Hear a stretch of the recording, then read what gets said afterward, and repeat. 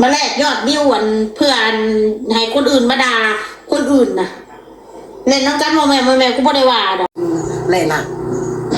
พวกนี้นี่คือพวกสีวาที่สังเป็นมาวอบ่ไปกัดผู้นั่นกัดผู้นี้คอยสิบอกพวกคนแล้ว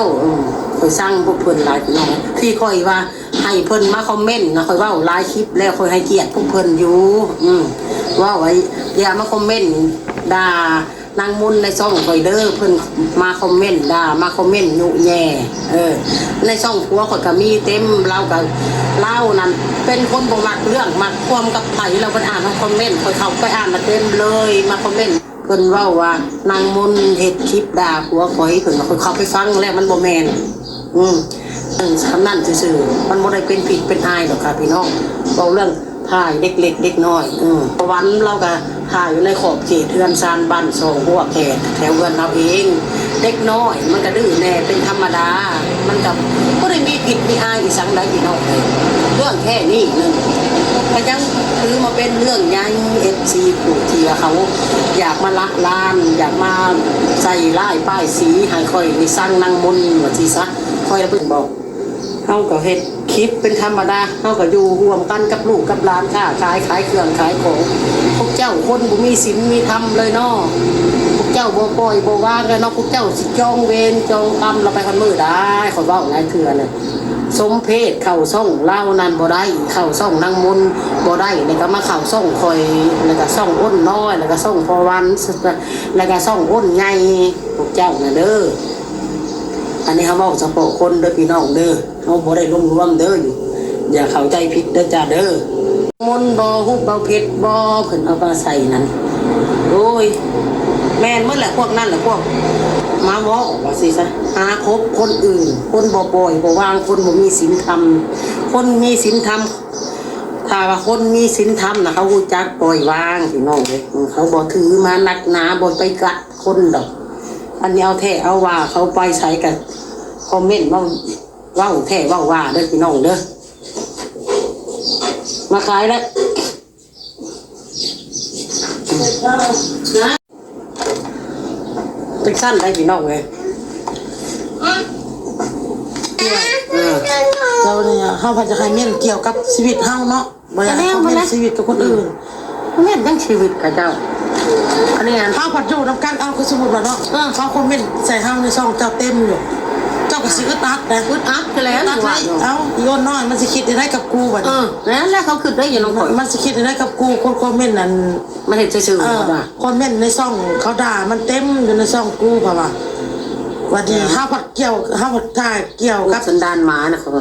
ชีวิตประจำวันครอบครัวเฮาสินะด่าเขาก็อีอ่างด่าข่อย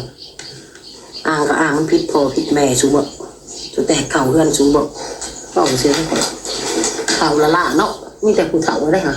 เฮาน่ะซื้อบ่แม่นเด็กน้อยเฮาบ่อยากอันนั้นว่าออกไปแห้งลายนะได้เอาว่าออกไปแห้งลายว่าออกไปแห้งลายทางมันสิ่งใดมันบ่แม่นเฮากันผ่านมีแต่บล็อกแล้วก็แล้วผู้ใดมันคอมเมนต์รุนแรงนั่นบล็อกแล้วก็แล้วเท่ากันหมดทุกคนเลยมีบ่ศีลหาในใจนะคือสิคนบ่มีศีลเนาะมีศีลมีธรรมไปหาละลานคนอื่นก็สิวุ่นวายหยังกับชีวิตเขาสัวมันสัวก็เรื่องของเขาดีก็เรื่องของเขาเนาะอ่อนเนาะคนเฮามันมีดีแต่มีสัวแหละมันก็มีหมดแต่คนเฮาโลกมนุษย์อันนี้โลกขี่เม้นนี่พี่น้องเอ้ยมันบ่ทั้งหลายว่าปล่อยผ่านละดีที่สุดมักกะเบิ่งบ่มักกะผ่านสินะบ่มักแล้วก็ผ่านเฮาก็สิว่าพี่สังเนาะเฮาก็ตายนี่แหละชีวิตเฮานี่เขาเฮ็ด YouTube เนาะเฮาหาเงินนำอันนี้ถามว่าเฮาดีใจเฮาอุกใจเห็นคนมาคอมเมนต์ว่าบ่เป็นคนดีเนาะแบบยัดคิดว่าคือปล่อยบางทีเฮาน่ะบางทีเฮาบ่ได้เข้าไปเบิ่งคอมเมนต์ซ้ำบางทีเข้าไปเห็นก่อนว่าสินะแล้วก็ยังเฮ็ดเวียกเฮาลงคลิปแล้วเฮาก็ยังเฮ็ดทั้งนั้นยังบ่มีเวลาเบิ่งคือกันเรื่องถ้าอยากเข้าใจก็เข้าใจเฮาทำดีที่สุดแล้วแดงโอเคแล้วสนอบ่ได้แดงพวกบ่สู้นี่ฮะออกอันเฮ็ดคลิปออกมาด่าพวกข่อยว่าเว้าในนั้นเว้านะ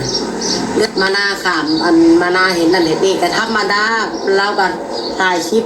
ของเราในขอบเขตเฮือนซานบ้านสองเนาะเลยกับลูกหลานกับเด็กน้อยเขาก็ดื้อเลยเป็นธรรมดาข่อยว่าเนาะเรื่องสำนันหนึ่งแม่นละว่ามันคือเศษคลิปของเราเนาะเราก็ถ่ายของเราบ้านนี้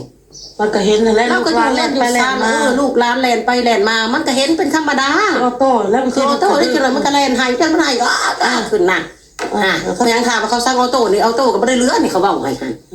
อันนี้นะมันตั้งแมนว่าFCวันนั้นผู้สร้างนางมุนแท้สร้างครอบครัวสิซะ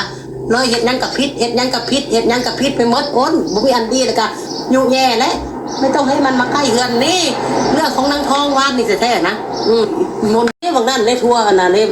มาลงข่อยอยู่ส่งนางอ้นใหญ่เพื่อนข่อยสิสนใจบ่ชีวิตเฮาก็อยู่แต่เฮาเลยเขาจะคอมเมนต์แต่คอมเมนต์ไปคันเราบ่เมื่อยคอมเมนต์โลดด่าโลดข่อยบอกแต่ว่าอย่ามาด่าคนอื่นน่ะอยู่ในช่องข่อยอย่าเอาไปจากหักแพงกันลูกหลานเขาเองบ่จังพิษเตียงกันคนอยู่ร่วมกันเด้อพี่น้องเด้อมันเบิ่งหน้ากันยากแม่นบ่น้าอ้นเนาะ แม่น คันสิคอมเมนต์ด่าเขาก็ด่าแต่ข่อยนี่ก็ด่าแล้วข่อยคือบ่บอกแล้วก็สิปล่อยผ่านไปแล้วไปเนาะอันนี้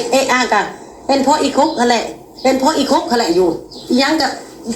ทิ้งขี้ให้เขาจนหมดเลยมันก็บ่แม่นได้อ้นอันนี้ฮะเขาบอกอยู่ในสิ่งที่มันถูกมันต้องมันสมมันควรแน่พี่น้องเอ้ยนางทองแล้วลวงเครื่องข่อยก็ไปทิ่มให้นางมุ่นพุ่นพิษเพิ่นว่าสอนอีมุ่นสอนอีทองว่ะเบิ้งมึงไปอ่านไม่คอมเมนต์นะเป็นเพราะอีโคกนั่นแหละมันติดกันนั่นแหละติดกันนิสัยมาจากอีโคกว่าโอ้ยตายแน่นั่นก็เว้าไปแล้วก็ไปยุแย่อยู่ช่องพวันให้จังว่าออกมาเว้าในนั้นในนี่เว้าแค่นั้นหนึ่งมันก็บริเป็นอีหยังหลายดอกพี่น้องเลย